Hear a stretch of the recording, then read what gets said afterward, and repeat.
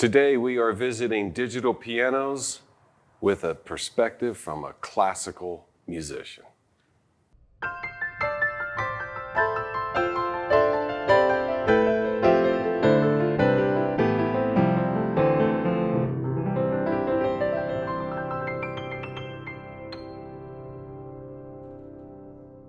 Hi, this is Ted Barsley with Alamo Piano Galleries, and today have a special guest, Daniel Voeller from Maxa. And we are talking about digital pianos from the perspective of a classical musician. And for those of you familiar with the channel, I will not be playing today. We have a real pianist here. And Daniel will be playing. And I also wanted to mention, if you haven't subscribed to the channel, please do so at alamopianogalleries.com. And all of the digital pianos that Daniel's demonstrating today, there's about 4 of them, are available at alamopianogalleries.com. You can find extra information. And with that, I want to introduce Daniel. He is affiliated with some of our other past videos, primarily Ken Thompson and the Maxa School.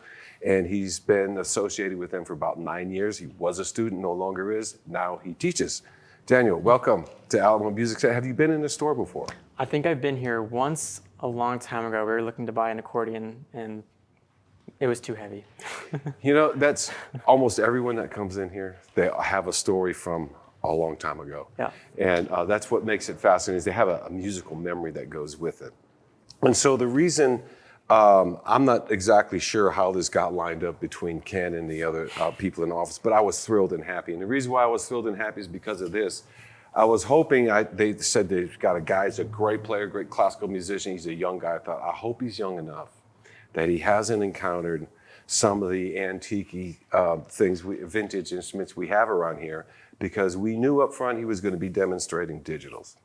And I thought, on those digitals, it's not just a piano. There's a story that led to these getting digitals. There's acoustic pianos in there. There's electric pianos in there. There's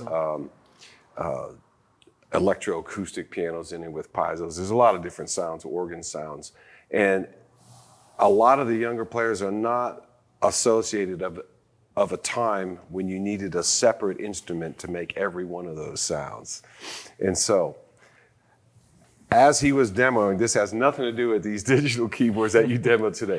What did you think of the Fender Rhodes, the CP70, and some of the other things that you got a chance to sit at? Yeah, well, it was honestly amazing. I'd never played anything like that. I didn't know that digital pianos, had all the mechanisms that we sometimes see, like even in acoustic pianos now. Like right. They didn't actually have fully digital pianos. You were showing me how the first one I played didn't even have an actual power source. You didn't plug it in, right? You just it's an electric piano. It uses no electricity. Yeah, so I had no idea how any of that stuff worked, but it was very, very interesting. And I gave the analogy that, believe it or not, it's an electric piano, and there's no electricity, and it works exactly like an electric guitar with no electricity, because an electric guitar doesn't really plug in and have power going through it.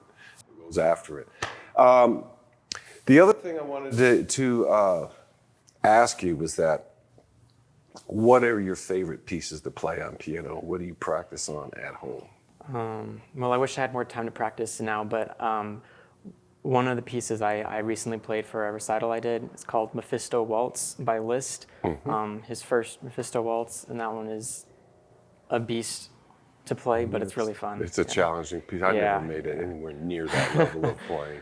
Yeah. So, did Ken demonstrate that for you when he passed you the music? I don't remember. It was a while ago, but he has taught it dozens of times. Oh, I know he has. You can know how to teach something and not be able to have it in your fingers all the time. But yeah, he definitely played at least some of it for me, and I really liked it. So. Well, Ken is a great guy. I had to say that just to tease him. Kind of got to keep him. It's true. You got to keep him on his toes. So let me ask you: did you play kind of like the pieces that you demoed on here? How did you just kind of pick those after fooling with each one of the digitals, or? Well, I had, like I was saying, for the Mephisto Waltz, I had a recital that I played that in a few months back. Right. So I kind of just took other songs from the recital that I could kind of shorten down to the right length but I knew coming in, I just knew I wanted to play some Ravel and some Mozart, so that's what I did. Yeah. Awesome. Let me ask you, what are your plans, say like, not the rest of the day, but where do you plan on going with your music? Yeah, that's a great question. So right now I'm really enjoying teaching, and it's been a new thing, but it's been enjoyable, and I'm learning a lot. Ken has actually been a great mentor in that we call every now and then. He tells me how to do stuff and solve problems and stuff. But I don't know, honestly, I don't know what's going to happen with the music thing in the long term. I'm thinking about law school right now, so. Law school? Yeah. So not totally sure what's going to happen with all the music stuff, but I also play in a band with my sisters, and that's also been fun. So. Well, do you really? What kind of music are you playing in there? So it used to be like bluegrass music. Now it's branched off. We do more like folk, Celtic. I don't know if it's Celtic or Celtic. Yeah, it depends on the channel Yeah. broadcasting. If it's Ancient Aliens, it's got to be something really exotic. If it's PBS, it'll be more toward like Celtic. Right. It's not the Boston Celtics. It's just the music There you Celtic music. So yeah, but yeah, we've been doing that for about 6 or 7 years, and we don't aim to stop soon. So that should be fun. Yeah, that's really good. The thing I wanted to at least get to here is, I don't know what order these are in, and we're going to come back and talk about each one of these individually. They were all, for those listening, they were all recorded the same way. They were direct. And what's interesting is some of these 2 models were hybrids and 2 were non-hybrids. So we're going to talk a little bit about maybe advantages or disadvantages of that. Let's have a listen to Daniel Voeller play some classical piano for us on these digital pianos.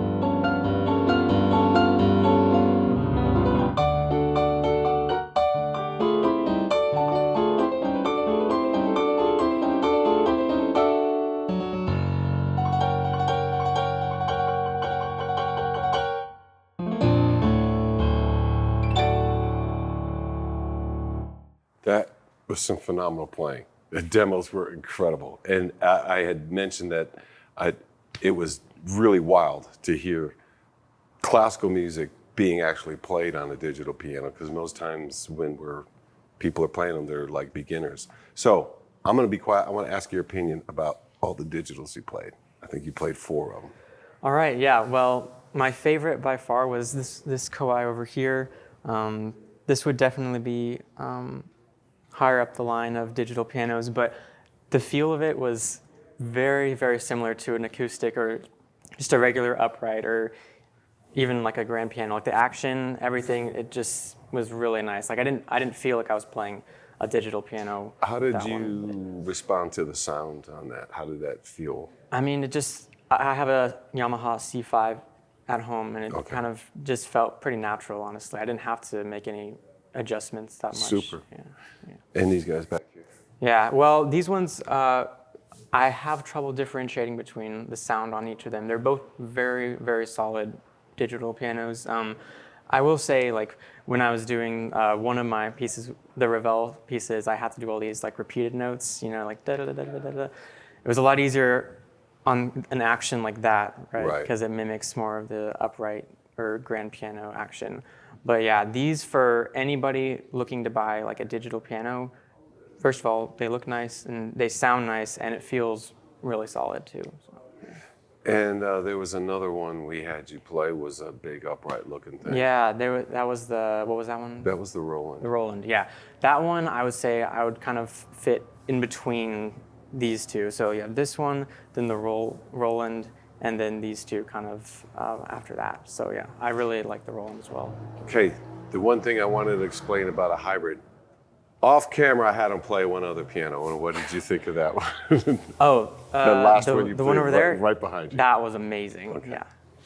All right, so here's what we have from our classical pianist to sum it up. We had a Roland LX 700. And what I liked about that, besides Daniel's playing, is that he recognized some of those sounds, the names on those sounds, with the original vintage instruments after visiting them today. Mm-hmm. So the Roland and the Kawai 901 you liked, and then off screen we had you play a different Kawai hybrid that actually has a real working piano action in it. What we wanted to do in this video was to focus on like the CN301 and the CA401. The CA401, which is behind me, is a lesser version of the 901. So then the ones in your favor would be the Kawai CA901, which is great. I always brag about this on the channel. Yeah. The other thing too, that it's in polished ebony. I always talk about that. If they're shiny like that, they sound better. and they seem like they play better. Uh-huh. And then the other was a Roland L700 model. And what I noticed about that is that you got to see some of the names, where those names came from the vintage instruments. And I tried to show you some of those instruments, let you play on them. And then with the CN301 and the CA401, as those are more like intermediate or kind of like entry line keyboards. So they're, and this is my opinion on these, to see if you agree. They're great for practicing. They're great sounding and all that, but to really get all of the fine points of like performance, grade performance level, I feel like you have all your memory work and all your practicing done here, and the finesse, the real fancy parts have to be worked out on an acoustic instrument, especially if it's for competition. But for the bulk of what it really takes to memorize a big piece, and like I'm telling you, they're great. Mm-hmm. At least I think so, for plodding through. Yeah, I agree. And I think I agree with exactly what you were saying. Like, it's great to practice on those, but you'll enjoy playing something like that so much more, right? That's the enjoyment part. Well, it gets you fired up too. Every day it's like, oh, now I can go to the next page. Mm-hmm. Great. Do you have any questions, comments? I'm wanting you back on this channel at some time, all right? There's a great monster playing, great classical repertoire, and Ken will be glad because we probably won't be chasing after him. I've done a couple interviews with Ken, and he's arranged a lot of things, and it's just really a joy to work with him or anyone from the school, because there's been a number of the teachers that we've featured here on the channel, as well as some of their recitals and performances. So always keep that in mind, and as you develop your students and as you grow your teaching, and I know you have recital spots out there, you're always welcome to have recitals here too. Thank you so much. Daniel Voeller from Maxa, he's been playing about 12 years. Isn't that just like amazing? And with that, we thank you so much from Alamo Music Center and here at Alamo Piano Galleries. And we'll be looking for you in the future. And I wanted to add one last thing. This video and this young gentleman sitting here is a viewer listener request. They wanted to hear digital pianos with really perfect, precise classical music, which counted me out. And by that, we're filling in this gap here. I'm looking forward to your future as well as ours, and we'll see you in there. Thank you so much.